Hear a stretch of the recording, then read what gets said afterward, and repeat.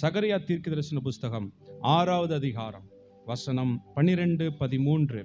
சகரியா தீர்க்கதரிசன புஸ்தகம் வசனம் 6வது அதிகாரம் 12-13.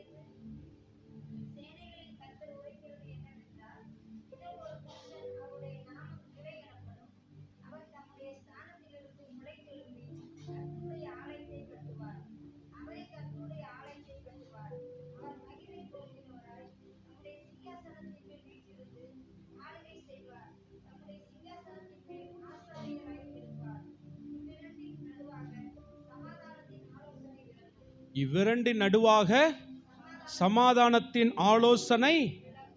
இன்னைக்கு நான் பேச போற தலைப்பு சமாதானத்தின் ஆலோசனை.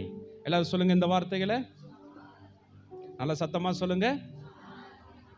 நம்முடைய வாழ்க்கையில நாம் முடிவெடுப்பதற்கும் வாழ்க்கை நடத்துவதற்கும் பிள்ளைகளை குடும்பத்தை நடத்துவதற்கும் என்ன செய்யணும் என்ன செய்யக்கூடாது, என்ன பண்ணணும் என்ன பண்ணக்கூடாது அப்படின்ற தெய்வீக ஆலோசனைகளை கர்த்தர் எதன் மூலமாய் கொடுக்கிறார்? சமாதானத்தின் மூலமாய் கொடுக்கிறார். அல்லேலூயா. அந்த வசனம் கடைசி பகுதி பாருங்க. இவ்விரண்டின் நடுவாக சமாதானத்தின் ஆலோசனை விளங்கும். எத்தனை பேர் ஆலோசனை வேணும்னு எதிர்பார்க்குறீங்க? ஆண்டவர் எனக்கு ஆலோசனை கொடுக்கணும்னு எத்தனை பேர் எதிர்பார்க்குறீங்க? மனிதர்களுடைய ஆலோசனை எல்லாம் மாறிடும். இன்னைக்கு ஒன்று பேசுவாங்க, நாளைக்கு வேற ஒன்று பேசிடுவாங்க. உலகத்தோடைய ஆலோசனை எல்லாம் மறைஞ்சு போயிடும், மாறி போயிடும். நம்முடைய ஆலோசனைகள், நாம் எவ்வளோ படித்திருக்கிறோம், எவ்வளவு புத்திசாலித்தனமாக இருக்கிறோம், நம்ம எந்த அளவுக்கு கற்றுக்கொண்டிருக்கிறோம், அதெல்லாமே மறைந்து விடும். கர்த்தருடைய ஆலோசனையே நிலை நிற்கும். அல்லேலூயா. கர்த்தருடைய ஆலோசனையே நிலை நிற்கும். இந்த ஆலோசனையை நான் எப்படி பெற்றுக்கொள்ள முடியும்? எல்லாருமே ஏதாவது ஒரு விஷயம்னா ஜெபம் பண்ணுறோம், அப்புறம் ஊழியக்காரங்கிட்ட ஃபோன் பண்ணி பாஸ்டர் நான் என்ன பண்ணணும்னு சொல்லுங்கள் பாஸ்டர் அப்படின்னு கேட்குறோம்.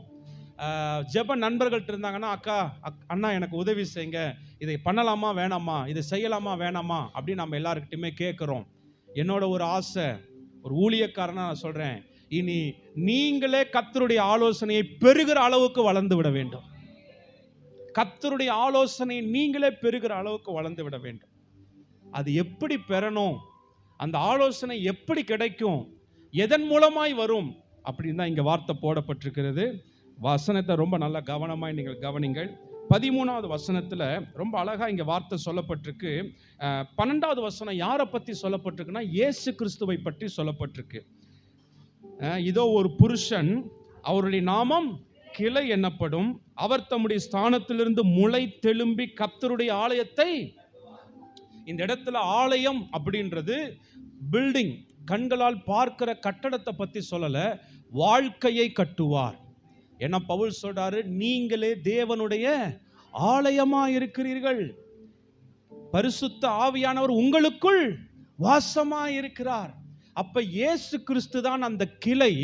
அந்த இயேசு கிறிஸ்து எழும்பி எனக்குள் வாசம் பண்ணுவார், என் வாழ்க்கையை கட்டுவார், என் குடும்பத்தை கட்டுவார், சபையை கட்டுவார், இந்த சமுதாயத்தை கட்டுவார். அல்லேலூயா.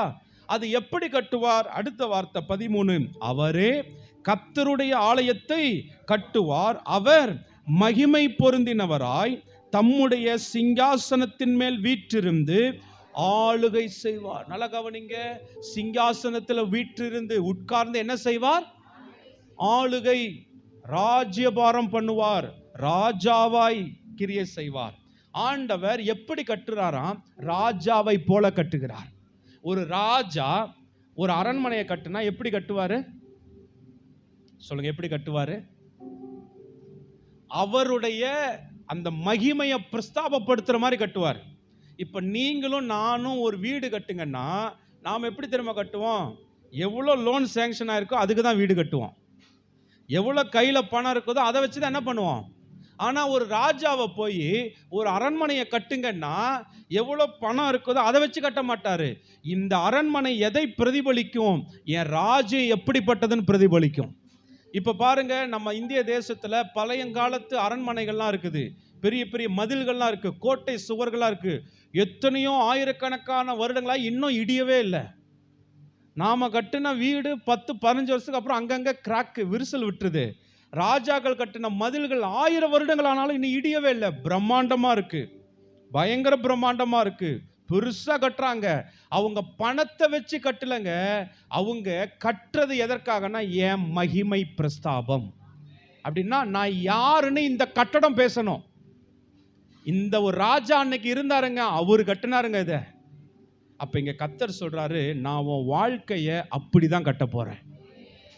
விளங்குதா? அவர் சாதாரண மனுஷனை போல உங்களை கட்டலையா, ராஜாவை போல உங்களை கட்ட போகிறார். ராஜாவாய் வீற்றிருந்து, அதாங்க வார்த்தை போட்டிருப்பார், அவர் மகிமை பொருந்தினவராய் தம்முடைய சிங்காசனத்தின் மேல் வீற்றிருந்து ஆளுகை செய்வார். எப்படி கட்டுவார்? ராஜாவாய் இருந்து கட்டுவார். ஆண்டவருக்கு பணம் ஒரு பிரச்சனை இல்லை, வேலை செய்யற ஆட்கள் ஒரு பிரச்சனை இல்லை. அவர் நினைச்சாருன்னா தூதர்களை வச்சு எல்லாத்தையும் கட்டிடுவாரு. ஆண்டவருக்கு எதுவுமே பிரச்சனை இல்லை. ஆண்டவர் தம்முடைய மகிமையை பிரதிபலிக்கும்படியாக உங்க வாழ்க்கையை கட்ட விரும்புகிறார்.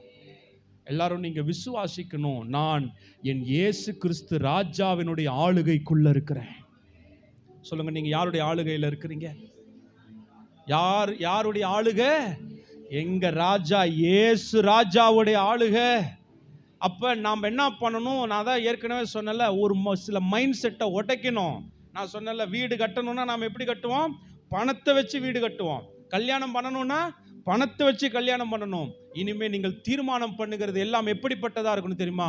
என் இயேசு ராஜாவினுடைய ஆளுகை, ராஜ்ய பாரத்திலிருந்து எனக்கு எல்லாமே சாங்ஷன் ஆகி வந்துகிட்டே இருக்கும். நீங்க யோசிச்சாதான் அதற்கான பணங்கள் உங்களை தேடி வரும். எத்தனை பேர் நான் பேசுறத விளங்குறீங்க? சரி, ஒன்று, அவர் ராஜாவா இருக்கிறார். எல்லாரும் சொல்லுங்க, இயேசு என்னவா இருக்கிறார்? ராஜாவா. எல்லாரும் சொல்லுங்க, இயேசு என்னவா இருக்கிறார்? அடுத்தது இன்னொன்னு என்ன பார்க்கிறோம்? அந்த வசனத்திலே பார்க்கிறோம், தம்முடைய சிங்காசனத்தின் மேல் ஆசாரியராயும் இருப்பார். இயேசு கிறிஸ்து ராஜா மாத்திரமல்ல, அவர் யாரு? ஆசாரியன்னா வேற ஒண்ணும் இல்லை, ஊழியக்காரர். இந்த ஆசாரியன் அப்படின்றது எதை குறிக்கிறது? மோசே காலத்துல அவங்க ஆசரிப்பு கூடாரத்தை கட்டின பிறகு அதோட திட்டம் என்ன?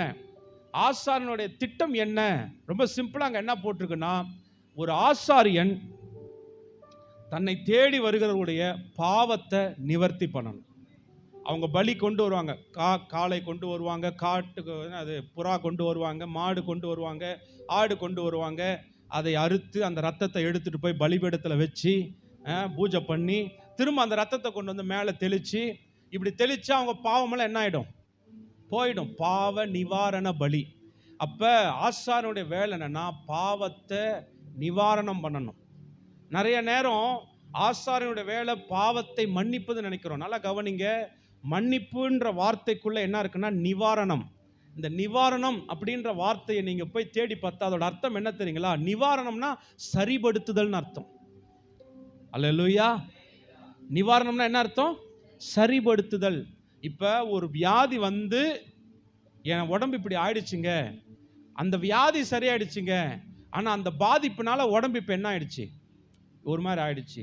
நான் நிறைய பேர் கேள்விப்பட்டிருக்கிறேன், சின்ன வயதுல போலியோ அட்டாக் ஆனது, அந்த போலியோ என்னை வந்து தொட்டு போலியோ சுகமாயிடுச்சு, ஆனா அதோடைய பாதிப்புனால என் கால் என்ன ஆயிடுச்சு? வராம போயிடுச்சு, கை வராம போயிடுச்சு. ஒரு வியாதி வந்து என்னை முடக்கி என்னை இப்படி பண்ணிட்டு அது போயிடுச்சு, ஆனா அதோட பாதிப்பு இன்னைக்கு வரைக்கும் நான் என்ன பண்ணிட்டு இருக்கிறேன்? ஃபேஸ் பண்ணிட்டு இருக்கிறேன். இது வந்து முழுமையான விடுதலை அல்ல, இது நிவாரணம் அல்ல. நிவாரணம்னா அப்படிப்பட்ட ஒரு வியாதி வந்ததற்கான அடையாளமே இல்லை. ஐ அம் ஹீல்டு கம்ப்ளீட்லி, முழுமையாய் சுகமானேன், அதுதான் நிவாரணம். இப்ப இயேசு கிறிஸ்து ஆசாரியனாய் மாறி என்ன செய்தார் என்றால், பாவத்தினால வந்த பிரச்சனை, சாபத்தினால் வந்த வியாதி, பிசாசினால் வந்த போராட்டம், மனிதர்களால் வந்த பிரச்சனைகள் என் வாழ்க்கையையும் என்னையும் என் குடும்பத்தையும் என் பிள்ளைகளையும் எந்தெந்த இடங்களிலெல்லாம் பாதித்ததோ, எந்தெந்த இடங்களிலெல்லாம் மோசமான விளைவுகளை ஏற்படுத்தினதோ, அதை அவர் பிரதான ஆசாரியராய் நின்று முழுமையாய் சுகமாக்கி விட்டார், நிவாரணமாய் மாற்றி விட்டார். அப்படின்னா அதுல இருந்து என்ன முழுமையா விடுவித்து விட்டார். நிறைய பேர் சொல்லுவாங்க, எங்க அப்பாவுக்கு ஒரு வியாதி இருந்துச்சுங்க, அதுதாங்க எனக்கு வந்துருச்சு. இது பரம்பரை வியாதிங்க. இயேசு கிறிஸ்துவை பிரதான ஆசாரியராய் பார்க்கிற ஒருவர் மேலையும் பரம்பரை வியாதின்னு ஒன்று வேலை செய்யவே முடியாது. அல்லேலூயா, ஆமென். எங்க அப்பா கஷ்டப்பட்டாருங்க, நானும் கஷ்டப்படுறேங்க. இது அப்படியே தொன்று தொட்டு வந்துகிட்டே இருக்குங்க இந்த பிரச்சனை. அவங்க இந்த மாதிரி ஆயிட்டாங்க, அதே மாதிரி எனக்கும் ஆயிடுமோன்னு பயமா இருக்குங்க. இயேசுவை பிரதான ஆசாரியனாய் பார்க்கிற ஒருவரும் எந்த பிசாசும் திரும்பவும் தொடுவதற்கு அதிகாரமே கிடையாது. நீங்கள் ஒரு முறை சுகமாக்கப்பட்டால் முழுமையாய் சுகமாக்கப்பட்டீர்கள். ஒரு முறை பாவம் மன்னிக்கப்பட்டதால் முழுமையாய் மன்னிக்கப்பட்டது. நான் அதனால தான் அடிக்கடி சொல்லுவேன், ஒவ்வொரு முறையும் நான் இள வயதில் செய்த பாவத்தை மன்னியும்னு திரும்ப ஆண்டவருக்கு ஞாபகப்படுத்திட்டு இருக்காதீங்க. அவர் ஒரு முறை மன்னிச்சா மன்னித்ததே. எத்தனை பேருக்கு நான் பேசுறது புரியுது? ஏன்னா இன்னமும் நிறைய பேர் இப்படிலாம் சொல்லி கொடுக்குறாங்க, நீ இப்போ செஞ்ச பாவத்தை மட்டும் நினச்சிட்டு இருக்கு, மன்னிப்பு கேட்டுட்டு இருக்காத. நீ 10 வயசில் என்ன செஞ்ச, 12 வயசில் என்ன செஞ்ச, 15 வயசில் என்ன செஞ்ச, 20 வயசில். நான்லாம் அப்படி கணக்கு போட்டேன்னா பக்கம் பக்கமாக எழுதிக்கிட்டே போகணும், பத்தாது, அவ்வளோ பாவம். சில விஷயங்கள் ஞாபகத்துக்கே. அப்ப நான் எந்தெந்த பாவத்தை மட்டும்தான் அறிக்கையிடுறனோ அதை மட்டும்தான் மன்னிப்பாரா? மீதிலாம் அறிக்கையிடாததெல்லாம் மன்னிக்க மாட்டாரா? கேள்வி வருதா வரலையா? ஐயா, நான் ஒன்னே ஒன்று சொல்றேன், பாவம் மன்னிக்கப்படுறதுக்கு ஒரே ஒரு வழி. இந்த எல்லா தோஷங்கள், சாபங்கள், பிசாசின் பிடிகள், வல்லமைகள், போராட்டங்கள், மரணாவிகள், இது எல்லாத்திலிருந்து விடுதலை ஆகிறதுக்கு ஒரே ஒரு வழி என்ன தெரியுங்களா? இயேசுவை பிரதான ஆசாரியனா பார்க்கணும். இயேசுவை என்னவா பார்க்கணும் அப்படின்னா என்ன தெரியுங்களா? என் பாவத்தை நிவர்த்தி செய்கிற பலியாய். அதுல ஒரு பெரிய பியூட்டி என்ன தெரியுங்களா? அவர் தான் ஆசாரியன், அவர் தான் பலி. இந்த ஆசாரியன் என்ன பண்ணணும்? அந்த ஆடையோ மாடையோ ரத்தத்தை கொண்டு போய் பலிபீடத்தில் வச்சு சாமி கும்பிட்டு அதை பரிசுத்தப்படுத்தி திரும்ப கொண்டு வந்து அவங்க மேல அதை என்ன பண்ணணும்? தெளிக்கணும். இதை செய்யறதும் யாரு தான்? இயேசு. அந்த பலி எதை அறுத்தாங்களோ அந்த பலியும் இயேசு தான். இயேசு பலியாவும் மாறினார், இயேசு ஆசாரியனாவும் மாறினார். இதுக்கு மேல ஒரு பலி தேவையில்லை, இதுக்கு மேல ஒரு ஆசாரியன் தேவையில்லை. என் இயேசு எனக்கு பிரதான ஆசாரியனாய். அல்லேலூயா. எத்தனை பேருக்கு நான் பேசுறது விளங்குது? நல்ல சந்தோஷமா அல்லேலூயா சொல்லுங்க பாப்போம். ஹல்லேலூயா. இப்ப அந்த வசனத்துக்கு வருவோம். அப்ப இயேசு 2 விதத்துல இங்க வெளிப்படுறாரு. இந்த வசனத்தின்படி இயேசு எப்படி வெளிப்பட்டாரு? முதல்ல சொல்லுங்க, முதல்ல என்னவா வெளிப்பட்டாரு? ராஜாவாய் வெளிப்பட்டார். இன்னொன்னு ஆசாரியனாய் வெளிப்பட்டார். இப்ப அடுத்த வார்த்தை சொல்லுது, இவ்விரண்டின் நடுவாக சமாதானத்தின் ஆலோசனை விளங்கும். அப்ப நம்முடைய வாழ்க்கையில நமக்கான ஆலோசனைகள், நமக்கான ஆண்டவருடைய திட்டங்களை நாம எப்ப பெற்றுக்கொள்ள முடியும்? எப்படி பெற்றுக்கொள்ள முடியும் என்றால், இயேசுவை நீங்க எப்படி பார்க்குறீங்க விளங்குதா? இன்னைக்கு நிறைய பேருக்கு ஆண்டவருடைய ஆலோசனையை விளங்க மாட்டேங்குது, ஆண்டவருடைய திட்டங்களே புரிய மாட்டேங்குது. எவ்வளவுதான் ஆண்டவர் தீர்க்கதரிசனம் சொன்னாலும் வாக்குத்தத்தம் பண்ணாலும் அவங்க வாழ்க்கையில அதை ஏற்றுக்கொள்ளவும் முடியல. இதெல்லாம் எங்க நடக்க போகுது அப்படின்ற ஒரு இடத்துலயே இருக்கிறாங்க. ஏன்னா நீங்க ஆண்டவரை என்னவா பார்க்கல?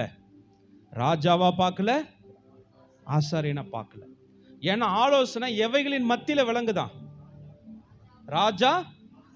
எத்தனை பேர் நான் பேசுறது புரியுது?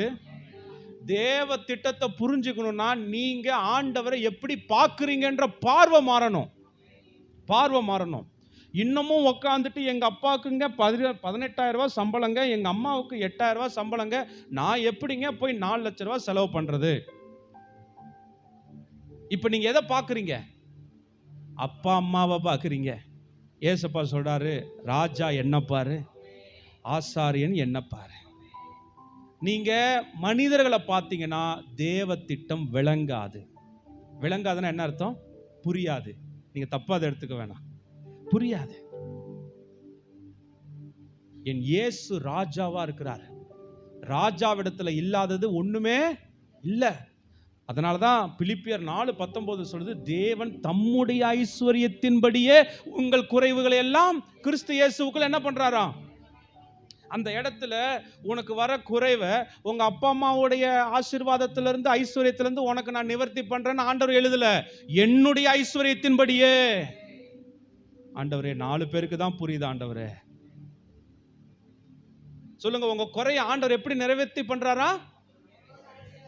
பக்கத்துல பார்த்து சொல்லுங்க, உங்க அப்பா அம்மா ஐஸ்வர்யம் ஆண்டவருக்கு தேவையில்லை, உங்க சொந்தக்காரங்க ஐஸ்வர்யம் தேவையில்ல, உங்க ஐஸ்வர்யம் கூட ஆண்டவருக்கு தேவையில்லைங்க.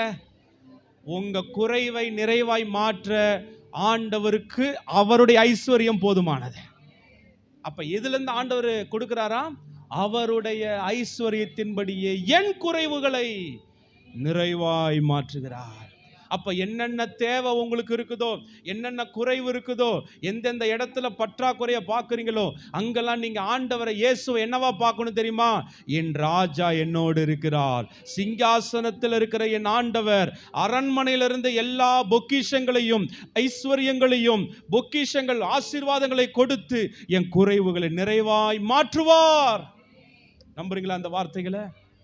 ஒரு வியாதி வரும்போது, ஒரு பலவீனம் வரும்போது, ஒரு போராட்டம் வரும்போது, ஒரு பிசாசுடைய தந்திரம் வரும்போது நீங்க உடனே சொல்லணும், என் இயேசு கிறிஸ்து பிரதான ஆசாரியனாய் நின்று இந்த எல்லா பிரச்சனைகளையும் அவரே தீர்த்து வைப்பார். எல்லாவற்றுக்கும் நீங்க யாரை பார்க்கணும் தெரியுமா? இயேசுவை பாருங்க. பக்கத்துல பார்த்து சொல்லுங்க, இயேசுவை பாருங்க. சொல்லுங்க சொல்லுங்க, இயேசுவை பாருங்க. இந்த வசனத்தை வாசிங்க. எபிரேயர்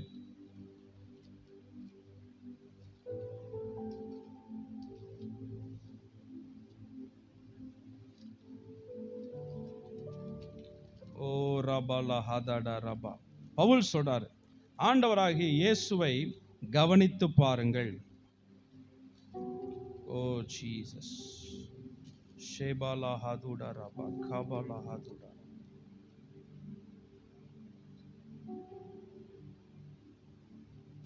பன்னெண்டாவது அதிகாரம் 1வது வசனத்துல பார்க்கிறோம். ஆகையால் மேகம் போன்ற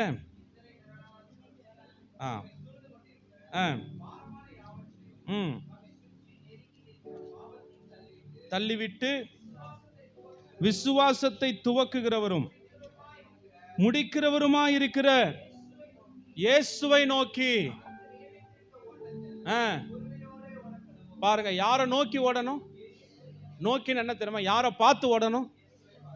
இன்னொரு வசனம் பாருங்க, 3வது அதிகாரம் எபிரேயர் 1வது வசனம். எபிரேயர் 3:1. இப்படி இருக்க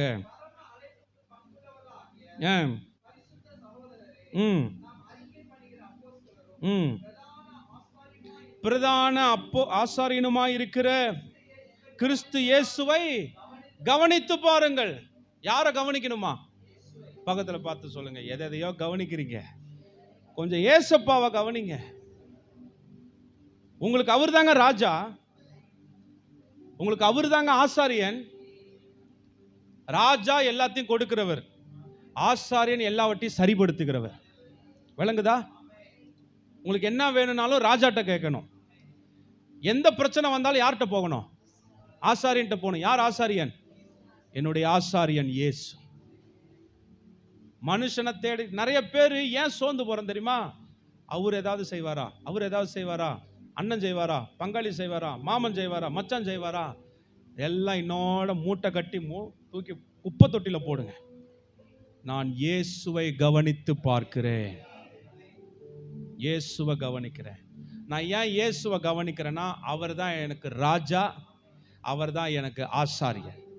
ராஜா எல்லாத்தையும் கொடுக்கிறவர், ஆசாரியன் நீங்க என்னென்ன குழப்பி வச்சாலும் அவர் சரிபடுத்திடுவார். எத்தனை பேருக்கு விளங்குது? நிறைய பேருக்கு பெரிய ப்ராப்ளம் என்ன தெரியுமா? என் வாழ்க்கையை நானே நாசமாக்கிட்டேங்க, என் வாழ்க்கையை நானே கெடுத்து குட்டி சேவராக்கிட்டேங்க, எதெல்லாம் பண்ணக்கூடாது அதெல்லாம் பண்ணி பண்ணி பண்ணி பண்ணி என் வாழ்க்கை இப்படியே ஆயிடுச்சுங்க. நான் கேட்குறேன், எத்தனை நாளைக்கு நடந்ததையே நினச்சி புலம்பிட்டு உட்காந்துருக்கிறீங்க? சரிபடுத்துகிற ஒரு கையில் கொடுத்துருங்க, அவர் சரிபடுத்திடுவார். அவ்வளோதான். ஒரு அலையிலேயே சொல்லுங்க பாப்போம். எத்தனை பேருக்கு நான் பேசுறது விளங்குது? இந்த மிக்சர் இன்னைக்கு நம்ம ஜோம் பண்ணோம் பாருங்களேன், இது ஒரு பெரிய அற்புதம். இதுக்கு முன்னாடி ஒரு மிக்சர் வாங்கினேன். அந்த மிக்சர் ரொம்ப நல்ல மிக்சர், அதோட அடாப்டர் ரிப்பேர் ஆயிடுச்சு. அந்த கரண்ட்ல போடுற பின்னு போடும்ல, சார்ஜர் மாதிரி இருக்கும், அது ரிப்பேர் ஆயிடுச்சு. அதை சரி பண்றதுக்கு கிட்டத்தட்ட நான் படாத பாடு. இது வரைக்கும் கிட்டத்தட்ட 6000 ரூபாய் செலவு பண்ணிட்டேன். அந்த மிக்சரே 10,000 ரூபாய் தான். அதை சரி பண்றதுக்கு எவ்வளவு செலவு பண்ணிட்டேன்? 5-6000 ரூபாய் செலவு பண்ணிட்டேன். திருப்பூர்ல ஒரு மெக்கானிக்கிட்ட அனுப்பிட்டேன், சரியானது திரும்ப ரிப்பேர் ஆயிடுச்சு. சேலத்துக்கு அனுப்புனேன், சரியானது திரும்ப ரிப்பேர் ஆயிடுச்சு. திரும்ப என்னென்னமோ போட்டு ஆன்லைனில் ஆர்டர் பண்ணலாம், அங்கே ஆர்டர் பண்ணலாம். அது கம்பெனி மிக்சர்னால அதோட அடாப்டர் கிடைக்கவே இல்லை. என்னென்னமோ பண்ணி பண்ணி பார்த்துட்டேன், ஒன்றுமே கிடைக்கல. நான் இதை சரி பண்ணணும் நானே என்னென்னமோ நினச்சி கிட்டத்தட்ட 1.5 வருஷம் வேஸ்ட் பண்ணிட்டேன். கடந்த நாள் இந்த லைவ் போடுறதுக்காக எல்லாம் செட்டப் பண்ணிட்டு ஆன் பண்ணும்போது எர்த்து சவுண்டு கரகரகரன்னு எங்கெங்கேயோ சவுண்ட் வருது. என்னென்னமோ பண்ணி பார்த்துட்டு ஒன்றுமே முடியல. 1/2 மணி நேரம் போராடி, போடா ஊழியமும் வேணாம் ஒன்றும் வேணாம், நான் தூக்கி போட்டு போய் படுத்துட்டேன். நான் அன்னைக்கு வீடியோவும் போடல, ஒன்றும் போடல, போய் படுத்துட்டேன். ஆண்டவர், நீ ஏன் போராடுற? ஏசப்பா ரிப்பேர் ஆனது, இது சரி பண்ணிட்டா, நீ ஏன் ரிப்பேர் ஆனதே பார்த்துட்டு இருக்கிற? திரும்பவும் சொல்கிறேன், ஆண்டவர் உள்ளத்தில் பேசுகிறேன், நீ ஏன் ரிப்பேர் ஆனதே பார்த்துட்டு இருக்கிற? இதை எப்படி ஆண்டவரே சரிப்படுத்துற? நீ ஏன் சரிப்படுத்துற? எந்த மெக்கானிக்கிட்ட நீ ஏன் மெக்கானிக்கை தேடுற?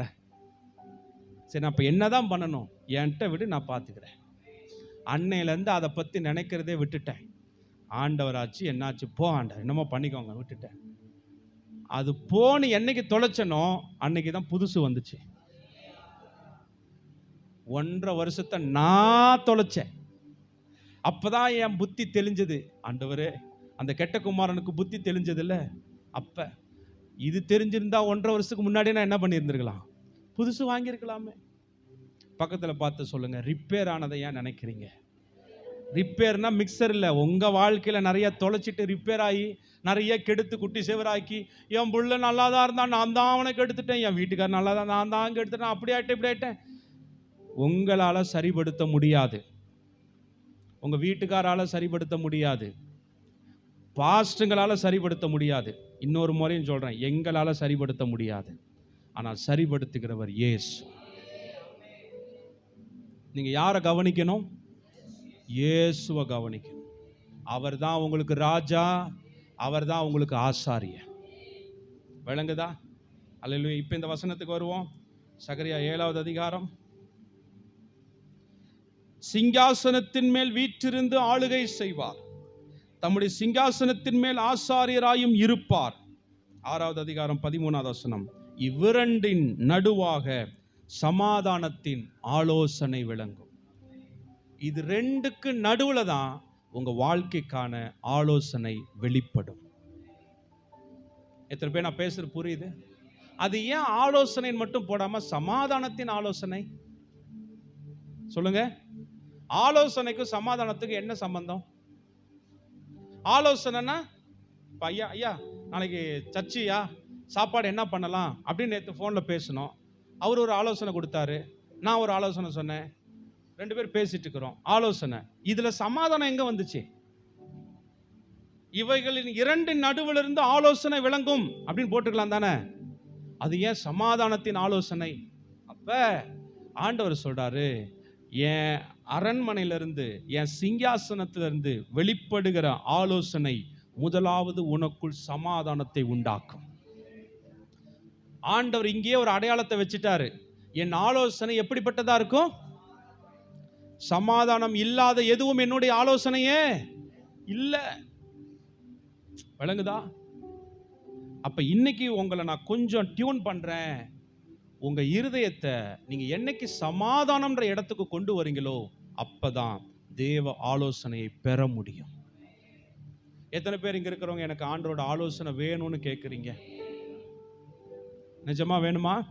சொல்லுங்க, மனுஷ ஆலோசனை வேணுமா, ஆண்டரோட ஆலோசனை வேணுமா? இன்னொன்னு சொல்றேன், ஏன் ஆலோசனை கூட நீங்க எதிர்பார்க்காதீங்க. சில நேரம் என் மூலமா கத்தர் கொடுத்தா வாங்கிக்கோங்க. நான் இல்லைலாம் சொல்ல, என்கிட்ட ஆண்டவர் பேசவே மாட்டார் ஏன் அப்படிலாம் சொல்லலை. என்கிட்ட கொடுத்தா வாங்கிக்கோங்க. அதை விட பெஸ்ட்டு அவருடைய ஆலோசனை சமாதானத்தின் மூலமாய் வருகிறது. இப்போ நல்லா கவனிங்க.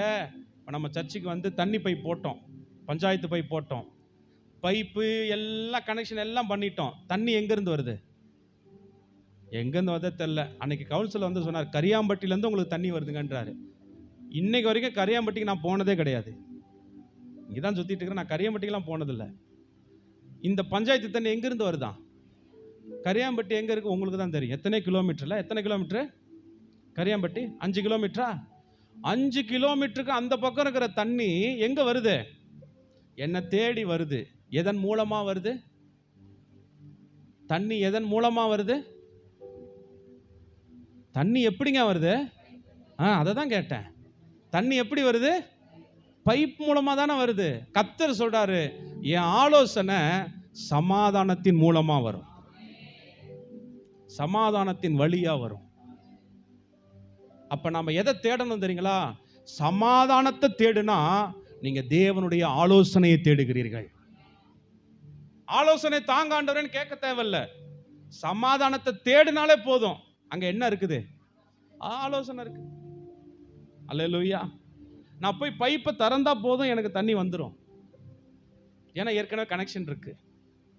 இன்னைக்கு நிறைய நேரம் ஏன் ஆண்டவரோட ஆலோசனை இல்லாம வாழ்க்கை அப்படியே வேவரிங்கா அப்படியே போகுது. நான் என்ன பண்றேன்னு எனக்கே தெரியலங்க.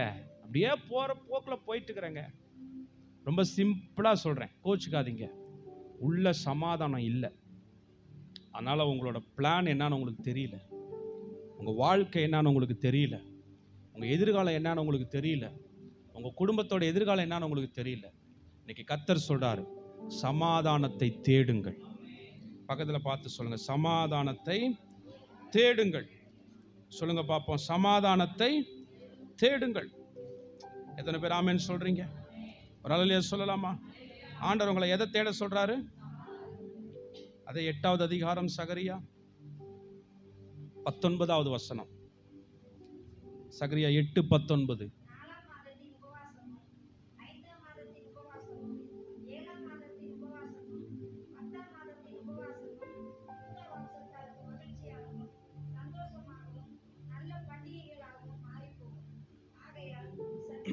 சத்தியத்தையும் சமாதானத்தையும் சிநேகியுங்கள் என்று சேனைகளின் கர்த்தர் சொல்லுகிறார். எதை சிநேகிக்கணும்? சமாதானத்தை சிநேகம்னா என்ன? சிநேகம்னா என்ன? அன்பு. ரொம்ப சிம்பிளா புரியுமா சொன்னா, லவ் பண்ணுங்கன்றார் ஆண்டவர். எதை லவ் பண்ணுமா? சமாதானத்தை. அல்லேலூயா. நீங்க சமாதானத்தை விரும்பணும். நான் சமாதானமா இருக்கணும், அதை நான் விரும்புறேன். நீங்க விரும்பினாதான் அடுத்த ஸ்டெப்பு அதை அடையிறதற்கு என்ன பண்ணணும்னு யோசிப்பீங்க. இன்னைக்கு நிறைய பேருக்கு சமாதானம் இல்லை. ஏன் இல்லைன்னா, சமாதானத்தை தாருன்னு ஜபந்தான் பண்றீங்க, அதுக்கப்புறம் எதுவுமே பண்றதில்ல. சும்மா வராது சமாதானம், முயற்சி பண்ணணும். சமாதானத்துக்கு எதெல்லாம் எதிராளி தெரியுங்களா? பயம், கவலை, துக்கம், யோசனைகள். நான் சொன்னல ஓவர் திங்கிங், இதெல்லாம் சமாதானத்தின் எதிராளிகள். இதெல்லாம் உள்ள வச்சுக்கிட்டு சமாதானத்தை தாரும்னா அது எங்க உட்காரும்?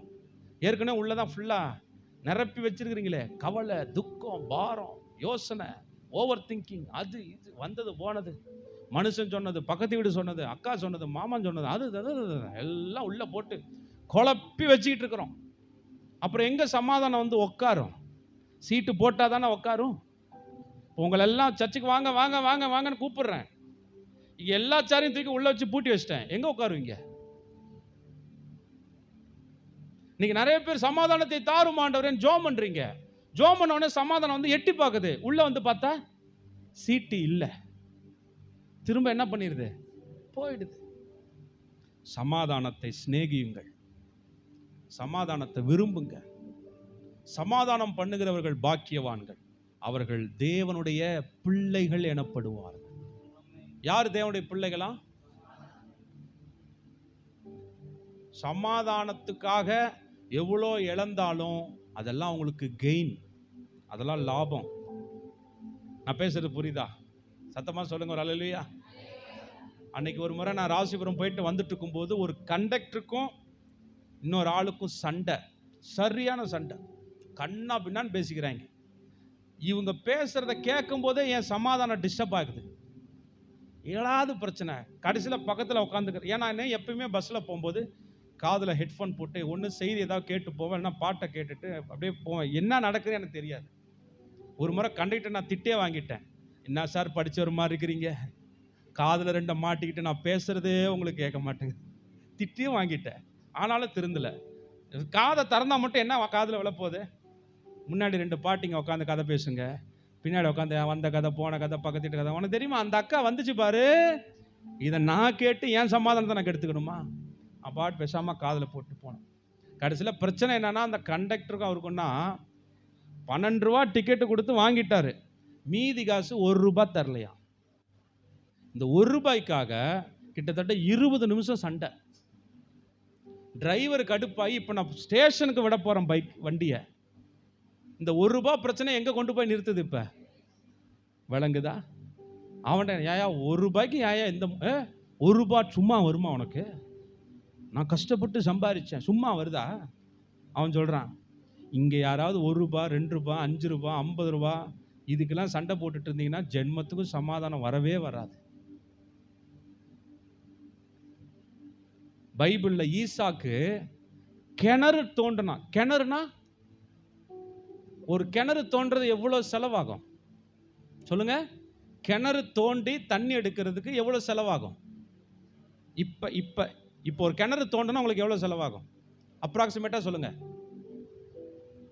1,00,000 தான் ஆகுமா? சரி, உங்களுக்கு புரியுமா? ஒரு போர் போட எவ்வளோ ஆகுது? ஒரு போர் போட்டு பைப்பெல்லாம் செட் பண்ணி தண்ணி வர மாதிரி ரெடி பண்ணுறதுக்கு ₹1,00,000 ஆகுதா? 1,00,000 மினிமம், 1,00,000 வச்சுக்குவோம். ஈசாக்கு போர் போட்டு தண்ணி வர மாதிரி எல்லாம் ரெடி பண்ணிட்டான். ஆன் பண்ண போகிற நேரத்தில் எல்லாம் சண்டைக்கு வந்துட்டானுங்க. இது என்னோட போரு, நான் போட்ட போரு, உனக்கு தரமாட்டேன். இவன் ஒன்றுமே பேசலைங்களாயா, விட்டுட்டு போயிட்டானா. எவ்வளோ காசு? 1,00,000. 1,00,000 விட்டுட்டு போயிட்டான். இன்னொரு இடத்துல போர் போடுறான், இன்னொரு 1,00,000. அங்கேயும் திரும்ப வரானுங்களாம். இது எங்களோடது, கொடுதுண்ணா, வேணுமாப்பா, எடுத்துக்கோ எடுத்துக்கோ. இன்னொரு இடத்துல போய் போர் போடுறான். நீங்க விடுவீங்களா? பக்கத்தில் பார்த்துக்க. 1,00,000 விடுவியா? நீங்க ₹500 உட்காந்து சண்டை போட்டுட்டு இருக்கிறீங்க, நீங்க ₹1000 சண்டை போட்டுட்டு இருக்கிறீங்க. அவன் ₹1,00,000 போடா, என் அப்பா எனக்கு லட்சமா தருவாரா, போடா போடா. சும்மா விட்டார் ஆண்டவர். கடைசியில் எவன்லாம் சண்டை போட்டானோ, எவன்லாம் அவனோட புடுங்கினானோ, எவன்லாம் விரோதம் பண்ணானோ, அவன் எல்லாம் வந்து சொன்னான், உன் கூட கர்த்தர் இருக்கிறார். நாங்கள் இப்போ சண்டை போட வரல, சமாதானம் பண்ண. சமாதானம் வந்துருச்சா?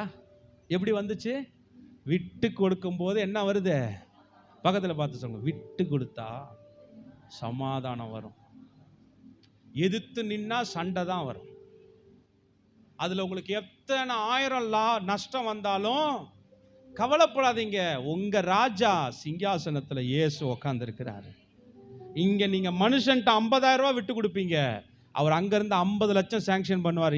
என் பிள்ளை சமாதானத்துக்காக போடான்னு தூக்கி போட்டு வந்துருச்சு. என் அரண்மனையில இருந்து ஒரு லாரி, டிப்பர் லாரி அனுப்பு பணத்தை. புரியுதா உங்களுக்கெல்லாம்? சமாதானத்தின் மூலமாக தான் ஆலோசனைகள் வருகிறது. இன்னைக்கு என் ஆண்டவருடைய ஆலோசனையே வரமாட்டேங்குது பாஸ்டர், ஏன்னா நீங்க சமாதானமா இல்லை. இப்ப நீங்க எதை தேடணும்? பக்கத்தில் பார்த்தோம், சமாதானத்தை தேடுனா கர்த்தருடைய ஆலோசனை உங்களை தேடி வரும். விளங்குதா உங்களுக்கு? ஆமென். ஆண்டவருடைய ஆலோசனை கிடைச்சி அதன்படி நீங்க நடந்தீங்கன்னா உங்க வாழ்க்கையில தோல்வியே வராது. நான் எழுதி கொடுக்குறேங்க, தோல்வி வராது. நிறைய பேர் சொல்லுவாங்க, ஒரு பாஸ்டர் இப்படி சொன்னாராம், எதுவுமே வராது, அதாவது தோல்வியே வராது, சுகம் கண்டிப்பா வந்துடும் அப்படிலாம் சொல்லி மக்களை ஏமாத்திராதீங்க. வந்தா வாங்கிக்கோ, வரலன்னா சோத்திரம் மட்டும் போயிடு, அப்படி சொல்லி பழக்கப்படுத்துங்க. ஒரு பாஸ்டரே பேசுறாரு. இவரெல்லாம் பாஸ்டா அவரு? இப்போ நான் உங்கள்கிட்ட கேட்குறேன், இங்கே உட்காந்துக்கிறீங்களே, எல்லாரும் நம்பிக்கையோட வந்திருக்கிறீங்க, உங்க நம்பிக்கை நல்லா தாங்க இருக்குது. கர்த்தர் கொடுத்தா வாங்கிக்கோங்க, கொடுக்கலனா சோர்ந்து போயிடாதீங்க. இதுதான் என் வாழ்க்கை நினைச்சிட்டு போயிடுங்க. இப்படி நான் சொன்னேன்னா அடுத்த மாசம் வருவீங்களா? சொல்லுங்க, வருவீங்களா? ஒரு பாஸ்டர் எனக்கு புத்தி சொல்றாருங்க, நீ இனிமே இப்படி பேசுனாரு. ஒரு மனுஷனா அவரு? அதனால தான் சொன்னேன், ஆலோசனைகள் தேவனிடத்திலிருந்து சமாதானமா வரும். இப்ப நான் சொல்லும் போதே உங்களுக்கு என்னடா அப்படின்ற மாதிரி பாக்குறீங்க, சமாதானமே இல்லை, கெட்டு போச்சு. உங்க வாழ்க்கைக்கான ஆலோசனை நீங்க சமாதானமா இருந்தா அதுவா வந்துகிட்டே இருக்கும், வந்துகிட்டே இருக்கும். எத்தனை பேர் ஆமென் சொல்றீங்க? ஹல்லேலூயா. அவ்வளவுதான், செய்தி முடிச்சிட்டேன்.